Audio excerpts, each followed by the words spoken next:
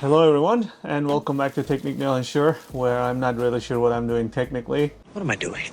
So today I actually found something very strange. Honestly, I didn't open it. I just saw it in AliExpress and I ordered it. I feel like there's gotta be a gotcha somewhere. It's like too good to be true, I think. I just found a NAS motherboard basically that supports 6 2.5 gigabit Ethernet. It supports like 10 SATA disks, and it does have Intel Xeon E5 V4 series CPU and 32 gigabyte RAM. I know it's DDR4 2400, doesn't matter. It seems like they are selling it for $169. I don't know, is it just me? But I think that's crazy. I might be off here, I don't know. If somebody knows more about what's going on here, how are they gonna get me, or what is the problem here, let me know. Maybe I will discover it through the video, but let me show you. Actually, it's very sketchy.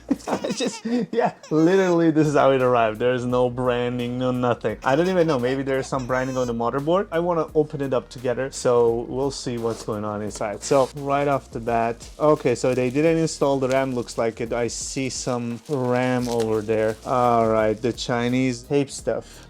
Okay, they always over tape, but I guess because it's traveling very far away, but yeah, I find it challenging. All right, so we got 2 RAM sticks, which is nothing, right? Really, if you want to buy them like on eBay, that's like very cheap. So yeah, 1616. They were saying on the page you can install 3232. That's the max they support, but as you can see, it's 2400. Okay, so keep that in mind, 2400. There is IO shield, brace, whatever you want to call it, and just single SATA cable. Yeah, I probably won't use it, but actually looks decent. Just I don't like the color, looks off, I don't know. And yeah, let's go. That's it. There's nothing else in the box. No branding so far. There's no name. That RAM is, by the way, the RAM brand. What? Okay, for a second I thought that's Cisco. Maybe they took it off of some Cisco server or something, but look at that. It says Cisco over here. So it's Hynix. So yeah, I don't know. So far it's weird. I get it. Some components is going to be probably refurbished and secondhand, but still I think it's crazy. I have to look up the pricing for like, let me see what I got first of all.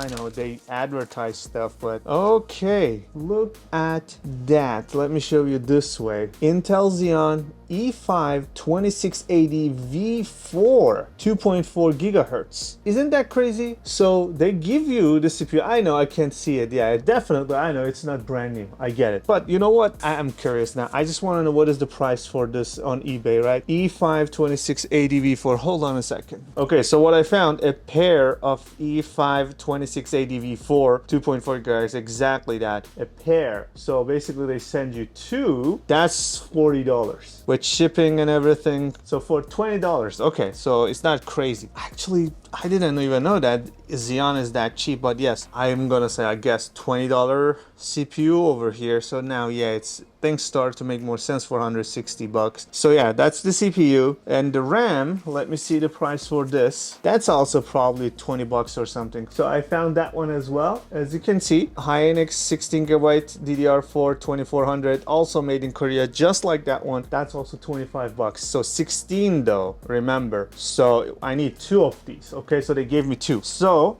bill of materials, right? 25 bucks. 50 bucks right here just for the RAM. And then the CPU, let's just say 25 bucks of that, so $50-$70 right off the bat. And they have to make some profit as well. Okay, we're gonna come to that. And then there is even, they didn't even install the BIOS battery, but who made the motherboard? So I see ASpeed over here, and I don't see, okay, it doesn't say who, but it says BKHD C612NP P-21 version 1.1a. Just keep that in mind. It might be useful later. And I see very cool color-coded stuff over here for the jumpers. Okay, let's go over it. Yeah, there's absolutely no branding whatsoever. There's Chinese branding over here. I can't read. Okay, so I did Google, and it says times control. So probably that's not the translation of that thing, but Google says times control. So I guess Anyway, we got this motherboard with no brand, times control, whatever. And over here, we got Xeon 2680V4. And here, IO is crazy. Look at that. So we have 1, 2, 3, 4, 5, 6 2.5 gigabit Ethernet. All of these are 2.5 gigabit Ethernet, all 6 of it. There's VGA output over here, and then this is the serial, and then we have audio stuff over here. In terms of USB, these are USB 3 and USB 2s. It's crazy. And in terms of SATA, let's count. Oh yeah, yes, look at that. 1, 2, 3, 4, 5, 6, 7, 8, 9, 10. We got 10 SATA connections right here. There's gotta be a gotcha here somewhere. I don't know. I understand that's like 25 bucks, but the motherboard, did you see the IO? Look at that. All this IO, there's VGA, no HDMI, not a big deal. I just need a cooler, basically, right? I will incorporate the cost, and I need a power supply, and I will incorporate that cost. And there's an M.2 slot over here. I just noticed this. So OS goes here, and you can connect 10 SATA or 3.5 or 2.5 hard disks. Make a big NAS out of this. You can make a, like, imagine connecting 10, 20 terabyte Western Digital. You got 200 terabytes on this. Can you believe it? For 160 bucks? Unbelievable. All right, let me get this away. Let me plug the RAMs first. I guess this way. Okay. Okay, that was smooth. All right, so we got this, and let me grab a CPU cooler for this. I should have something laying around. I will be right back. I found this. I believe I used this in some other server projects that I had. This should be compatible, but we'll see. So it already got thermal paste, don't worry. As the Tronics Fix guy says, Steven, perfect amount of thermal paste. I'm gonna say that's good enough, right? And yep, that's a match. So let me find the orientation for the CPU fan. Wait, where is the CPU fan? Okay, over there. Okay, so we better put it this way. Yep, let me grab a screwdriver. Let me just put this in here like that. Yep, looks like a good fit. Okay, and let's do this. All right, we installed the CPU cooler. I believe this is like 20 bucks, 30 bucks, something like that. I bought it long ago from, I believe, Amazon. Let's see which one is the CPU. So that's the sys fan if you are going to order and build the same thing. So this is for like case. So we go with the CPU one, okay? There you go. Yeah, I will put also a link for this. Hopefully I will find it in my Amazon history. I think I ordered it from Amazon. And yeah, some cable management would help here. I actually like that this is long, but we don't need it. Okay, that's ugly, but yeah, let's use the same thing for now. I don't want it to be dangling around. Okay, let's leave it like that. And okay, we got that going. What else we need? And I just need the power supply, mouse, keyboard, and the HDMI converter for this. I'm not gonna use I don't have VGA. I'm gonna use this monitor, which is HDMI. Let me wire it up, right? That's nothing special. I'm just gonna connect the power supply over here and over here. Yeah, let me do that and I will be right back. Okay, so here's what I did so far. I brought up an old, very old Corsair TX850, more than enough to power this. I connected the power switch, a fancy one. I didn't, obviously, this one doesn't have any documentation, but I found this online, okay? X99, the power switch and pinouts and everything. So this is exactly how it is with this motherboard. I did that, and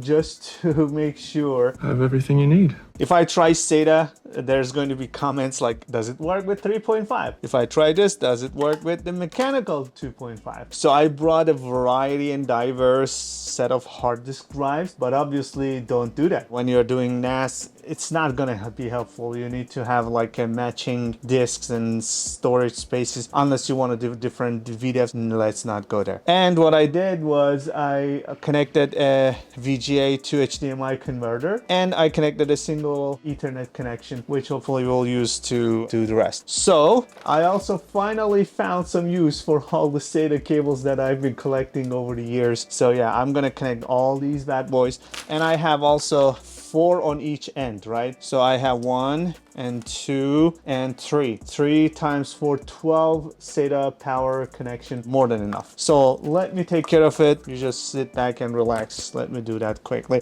It's gonna look ugly. Again, it's fine. I just wanna check the functionality and report back to you guys if you want to build a NAS, so you know how this motherboard does, okay? Yeah, it's gonna look ugly.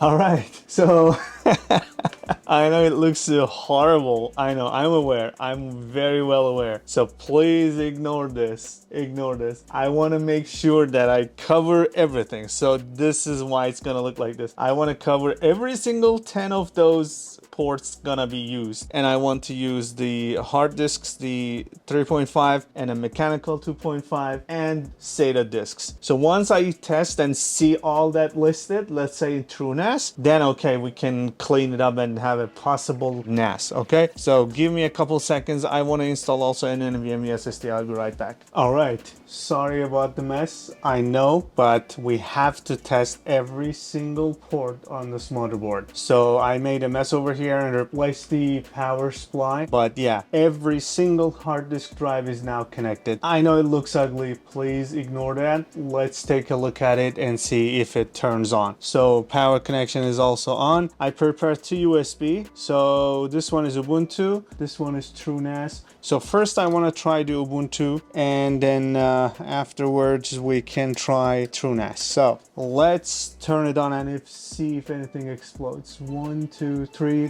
No explosion so far. I'm going to press delete over here.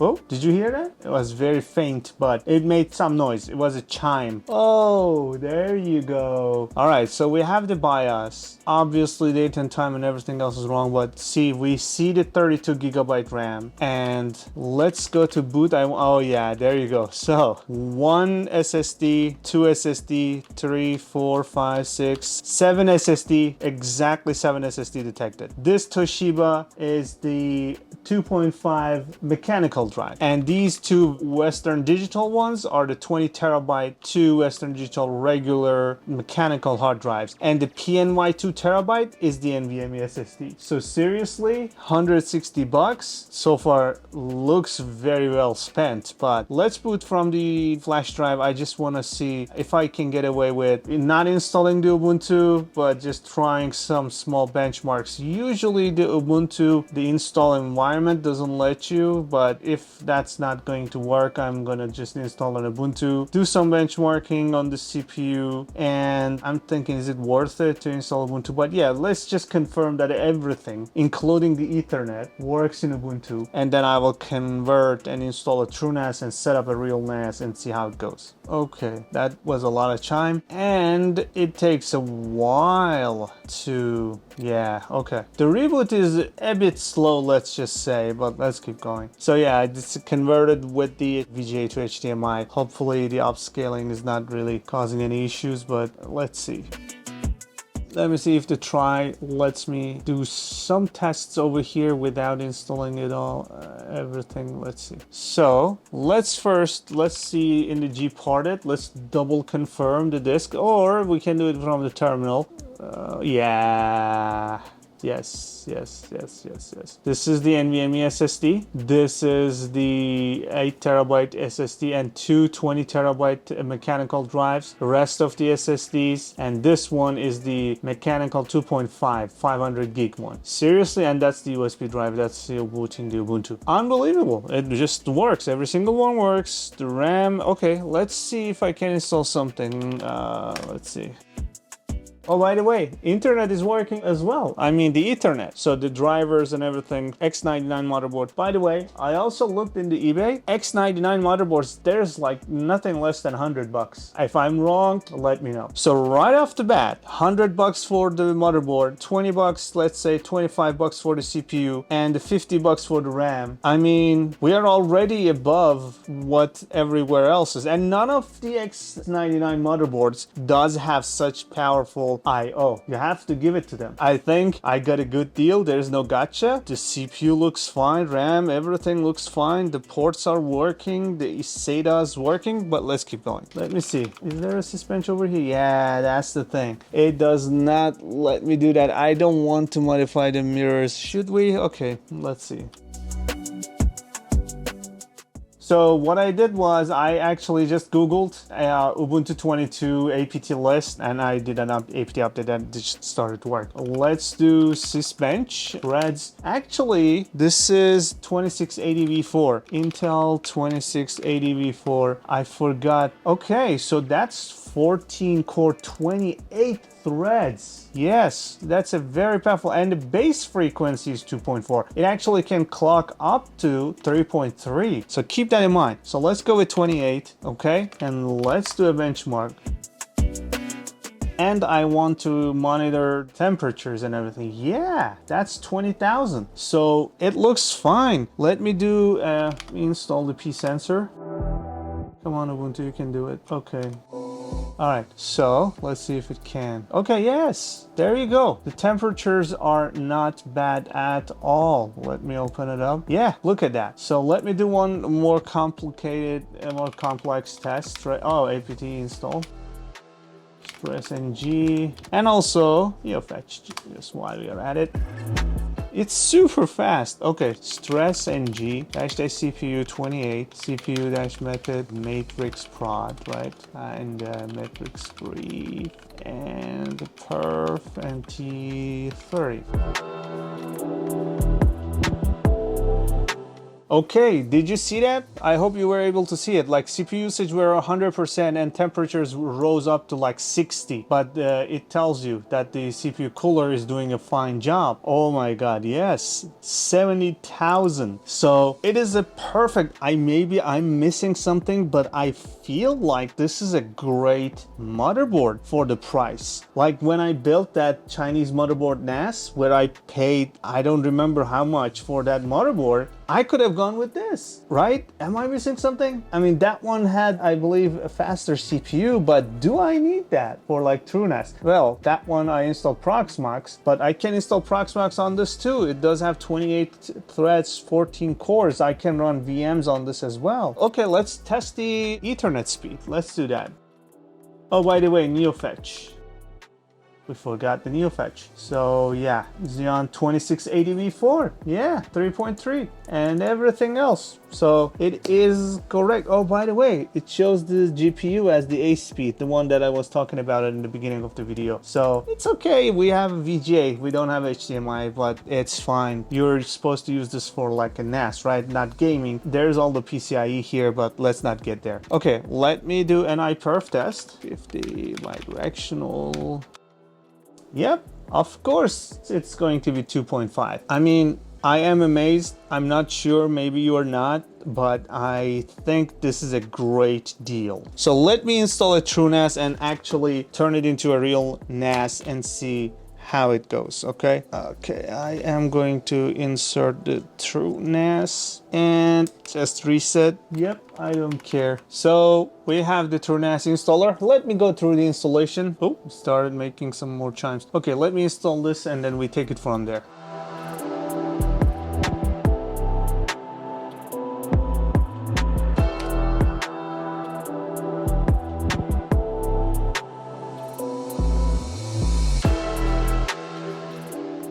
Okay, so we are booted and that's the IP address 172.16.1.107, right? So let's go to the web interface and let's install, okay, 172.16.1.107, right? Okay.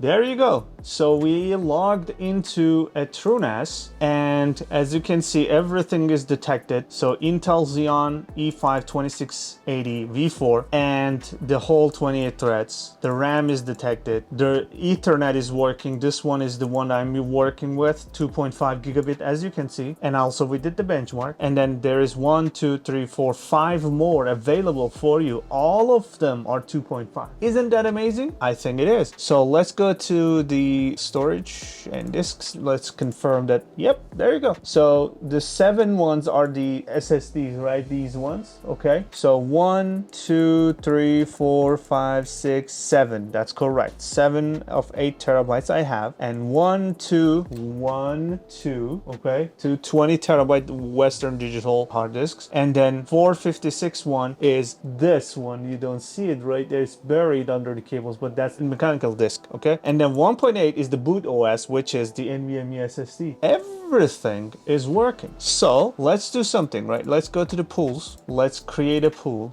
Okay, let's get a little bit creative. I mean, don't do this, obviously. Don't use this. What is even that? Like different storage sizes, different disks, different types. This is SSD, that's a mechanical. There's even 500 mechanical. Don't do this. What I'm gonna do, I'm just trying. I just want to try something. Okay, so let's use the SSDs only to make one thing. Okay, so let's go 1, 2, 3, 4, 5, 6, 7. So we got the 7, 8 terabytes, and just, I don't know, call it the fast disk. Okay, and yeah, so let's make this also, let's move this and mark this. Yeah, RAID Z2 is fine. So we are using all the 8 terabytes. Okay, so here we are going to get 36 terabyte available, and I'm thinking, what can I do with these two? Maybe select these two. Cache, obviously it's gonna be the opposite. I gotta use that as a main and use these as a cache, but I don't know. Log, hot spare, not going to work. Okay, let's leave those alone. Okay, let's use these and create one pool and call it fast disk. Okay, so if we are going to do that, let's 1, 2, 3, 4, 5, 6, 7. Well, that's also an odd number. Let me remove this. Okay, and remove the 3.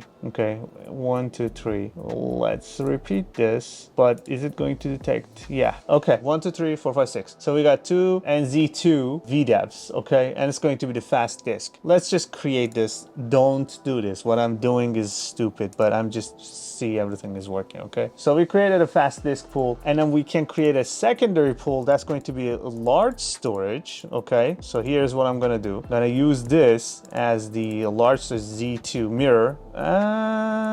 We can actually, why not? Yeah, that's a good idea. Let's keep that mirror. Okay, because what is the purpose? Let's go with mirror. You can't do that Z2 obviously. Okay, so we go with mirror, and let's add a cache. Let's select this here. Okay, so 8 terabyte, I'm going to use that as a cache, and I'm going to use the 2 hard disk drives, the mechanical ones, as the storage, and they are mirror. Okay, so 1-to-1 mirror. Let's call this, I guess, slow disk. It is not going to be slow, but let's call it slow. Okay, confirm, create pool. There you go. Okay, so we created a fast disk and we created a slow disk, and yeah, this should be fine for now. Let's create a data set. Fast data set. Okay, I'm not touching any of that. That's fine. And then for the slow disk, let's create a data set here. Let's call this slow data. I guess it's not slow, but yeah. Okay, now let's create a user first.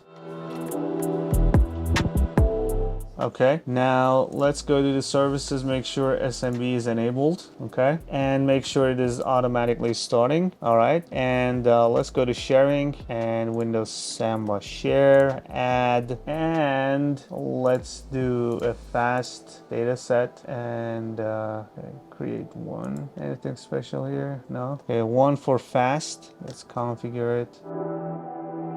Let me add an ACL item, user, admin, allow, basic, full control, save. Okay, and then another share, full control, save. Okay, so we created 2 shares, and fast data set and slow data set. Let's try it out actually. Okay, so let's try. There you go. So we have 2, slow data and fast data. Okay, slow data and fast data. So now let's create 2 large files. Okay, let's go to desktop and fsutil file, create new and test1. And for the size, I always go with this 1024 by 1024 by 1024 by 10. I know it's not exact, but it doesn't matter. Okay, so let's do this. Let's go to desktop and let's copy a 10 gigabyte file to fast data set. Are you ready? Let's go. You see that? Yeah. So we are capping the 2500 2.5 gigabit Ethernet. So that's the cap of 2.5. My computer, the main computer, is 10G. So that's connected with 10 gigabit Ethernet speed. This one is connected by 2.5. So we are limited kind of to that 2.5, and that's capping it. Okay. On the fast disk. Now let's do with a slow disk. Okay. Now let me copy that. Go up, slow data, paste.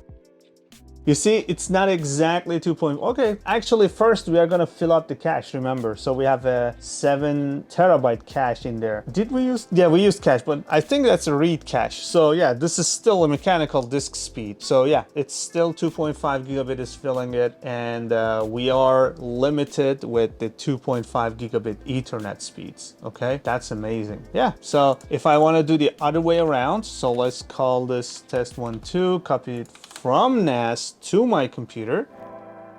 Okay, so as you saw there, we had the same 2.5 gigabit speed capped by the speed of the 2.5 gigabit Ethernet. So I think everything is working fine. I don't see any issues with it. Obviously, you can always go to the jails and choose the fast disk, initialize that, and then basically by going to the plugins, you will be able to install Plex and so many other community plugins, and these all will run inside the jail. You can even install Docker and do other things maybe. So this is not with the core, maybe with the scale, but yeah, this is great. I mean, this is working and have no problems. All right, so let me actually show you something else that I wanted to do. So we are capping the speed of the Ethernet, right? So that's limited to speed of Ethernet. Let's try to actually benchmark it on the TrueNAS. So I prepared this long command, right? And this will actually test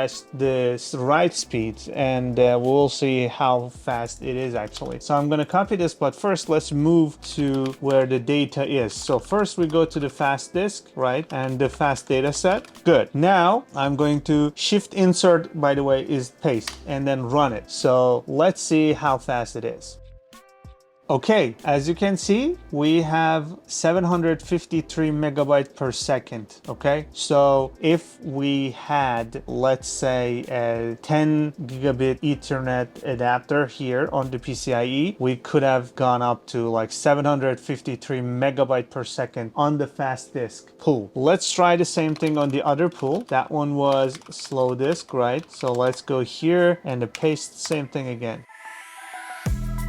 Okay, as you can see, the slower one is 255 megabyte per second write speeds on there. So I want to try one more thing real quick. I just found this laying around, okay? So this is a 210G PCIe adapter. I just want to see, first of all, test the PCIe port and then see if we get faster speeds with this one. Let me do that. So let's shut this down. Honestly, I'm not really sure if you can plug it, hot plug the PCIe. I don't think you can, but let me know if I'm wrong. Okay, let's go back to the TrueNAS screen. It's not shut down yet completely, as you can see. Let me now install this, okay? And all right, I installed the 10G PCIe adapter, and now let's see if it boots and if it gets an IP and if everything works. I can see the light, you guys can see it over there, but I see the light on the PCIe. But let's confirm over here, and then let's do another file copy test. All right, so we are back. I inserted this PCIe 10 gigabit Ethernet in here and connected it and removed the other ones. Okay, so we are not using any of the 2.5, and as you can see on the screen, I have it here with 10 gigabit, and this is the connection. All right, and I disabled every other 2.5. okay, now let's do this test again. Okay, so let's do a fast data set. Let's delete all that stuff and let's copy this, write it there. Okay, so we are still getting to 80. I can increase the MTU, maybe try that, but before that, let me see how it goes with the, this is the fast data set actually, yeah, okay. let's try. Oh, my computer is 2.5. Okay, so that's not a good test. Okay, sorry. So my main computer is 2.5. I forgot about that. I thought that's 10G1. Okay, so I am actually going to use another computer for this, and I am going to copy a large file from that computer with 10 gigabyte Ethernet. Okay, so as you can see, this is the test 12 on the data set, and this is the one I created. This is my work machine, and this one is 10 gigabit Ethernet. So I'm going to copy the test 10 file, a large file, over here to the NAS, and here is the speed we are getting. As you can see, we are capping the 1 gigabit Ethernet. It drops a little bit, but we are getting what we are supposed to be getting. So this is amazing. And I'm gonna do a reverse test from the NAS. I'm going to copy to my computer, and this is the read speed. So it is very, very fast, and we are capping the disks and network, especially on the right side. Okay, so I just wanted to show you that as well. All right, I think we are done with testing everything. We tested even 10 gigabit Ethernet. That also works. I've tested every single port with this ugly setup, but I just wanted to confirm that it works. Everything is fine. And by the way, the power supply I'm using is 750 watt. It's still overkill. You probably don't need anything more than 300-400 watts, maybe 500 watt PS. You should do it. Okay, sorry again for the mess. I just wanted to show you that this exists on the AliExpress. This exists, and it is very, very capable. All right, thanks for watching, and please let me know what you think. If you want me to test anything special, or if you think something is sketchy about this, let me know, please. And thanks for watching. I will see you in the next video. Bye for now.